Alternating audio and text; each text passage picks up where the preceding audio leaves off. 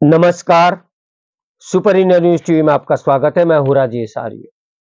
आइए देखते हैं आज का विशेष समाचार। नई शिक्षा नीति का बेतुका विरोध।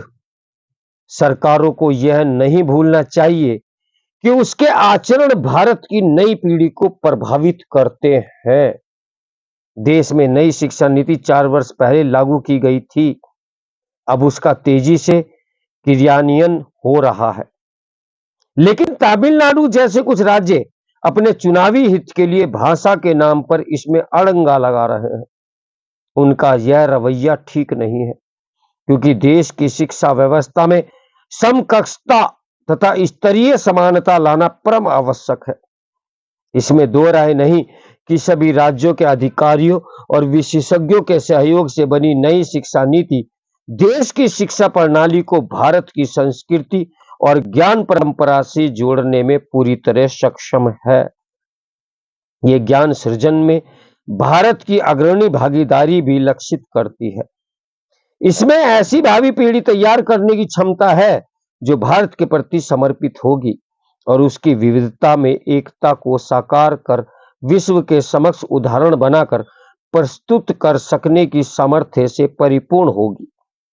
इसमें भारतीय मूल्य की समझ तो होगी ही, उसकी सराहना का भाव उसमें स्वतः ही अंतर्निहित हो जाएगा।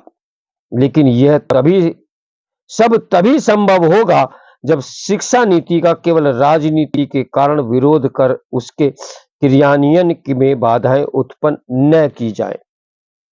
हर सरकार और विशेष रूप से तमिलनाडु की स्टालिन सरकार को यह समझना चाहिए कि उसके निर्णय भारत के युवाओं की आशाओं और अपेक्षाओं पर सदैव खरे उतरे। स्टालिन सरकार को यह नहीं भूलना चाहिए कि उसका आचरण भारत की नई पीढ़ी को प्रभावित करने वाला है। जनता के विश्वास पर खरा उतरना हर सरकार का नैतिक कर्तव्य है। ऐसा करने के में पक्ष या विपक्ष में होने से कोई फर्क नहीं पड़ना चाहिए, लेकिन दुख की बात है कि उस उत्तरदायित्व को अनेक अवसरों पर भुला दिया जाता है। दिल्ली पूर्ण राज्य नहीं है, लेकिन यहाँ के हालिया विधानसभा चुनाव सारे देश के लिए आकर्षण और उत्सुकता का केंद्र बने रहे। विभिन्न दलों ने जिस ढंग से चुनाव प्रचार के समय एक दूसरे को आरोप प्रत्यारोप लगाए, जिस भाषा को उपयोग किया, उसकी जितना निंदा की जाए कम है। राजनीतिक प्रतिस्पर्धा में हो रहे शालीनता के इस हनन का बच्चों और युवाओं पर नकारात्मक प्रभाव पड़ रहा है।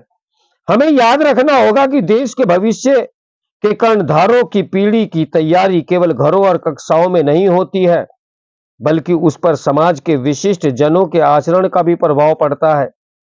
देश में चयनित प्रतिनिधियों और संवैधानिक पदों पर आसीन व्यक्तियों का प्रभाव तो उन पर सबसे अधिक पड़ता है, क्योंकि सारे संचार माध्यम लगातार उनसे संबंधित वर्णन ही प्रसारित करते रहते हैं। स्कूल या महाविद्यालयों की कक्षाओं में नैतिकता, मानवीय मूल्यों की आवश्यकता पर अपने प्राध्यापक या प्रभावशाली भाषण सुनकर आया युवक जब संसद की कार्यवाही का सीधा प्रसारण देखता है और पाता है कि वहां तो सब कुछ उससे विपरीत हो रहा है, तो उसे सिखाया पढ़ाया गया है, तब उसकी वैचारिकता सही और गलत के बीच हिचकोले खाने लगती है।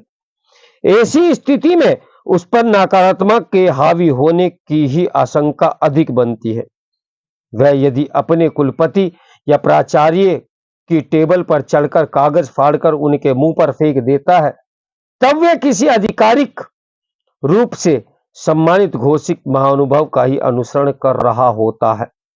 जब देश का युवा भारत की संसद में असंसदीय आचरण देखता है, जब वह संसद में अध्यक्ष और सभापति का असम्मान होते देखता है, तब उससे यह अनजाने और अनकहे ही बहुत कुछ अंतर्निहित कर लेता है।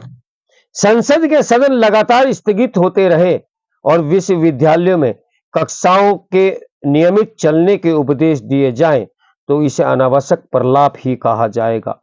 यदि संसद सही उदाहरण प्रस्तुत नहीं करेगी, तो न्यायपालिका के पार्षद से अपेक्षा क्या बेईमानी नहीं होगी। कार्यकारी पीढ़ी की भावी पीढ़ी के प्रति सबसे महत्वपूर्ण उत्तरदायित्व अनुकरणीय और शालीन आचरण प्रस्तुत करना होता है। नीतियां कितनी ही सजग, सतर्क और व्यवहारिक क्यों न हो, जब वे केवल कागजों में रह जाएं, तब समझना चाहिए कि उनके क्रियान्वयन के प्रति जिम्मेदार लोगों ने अपना काम ठीक से नहीं किया। संविधान केवल चुनावी हार जीत तक सीमित नहीं है, उसमें व्यवहारिक शालीनता, सेवा, अनुकरणीय आचरण, ईमानदारी तथा निष्कपटता भी अंतर्निहित है। संविधान सभा की अंतिम बैठक में अध्यक्ष डॉक्टर राजेंद्र प्रसाद तथा प्रारूप समिति के अध्यक्ष श्री डॉक्टर भीमराव अंबेडकर जी ने स्पष्ट किया था कि भविष्य में संविधान के प्राविधानों की सार्थकता और उपयोगिता उसका क्रियान्वयन करने के लिए चुने गए लोगों पर यानी उनकी प्रवृत्ति और नियत और नैतिकता पर निर्भर करेगी। अपेक्षा तो यही थी कि स्वतंत्र भारत में नेताओं की जो नई पीढ़ी आएगी, सत्ता संभालेगी, वे भी उन्हीं आदर्शों का पालन करेगी जिन पर चलकर स्वतंत्रता मिली थी। लेकिन अफसोस, बड़ा अफसोस है कि ऐसा करने वाले गिनती के लोग रह गए हैं। नई शिक्षा नीति हमारी इसमें मदद कर सकती है, लेकिन तभी जब उसे अमल में लाने के लिए सभी अपना योगदान करें।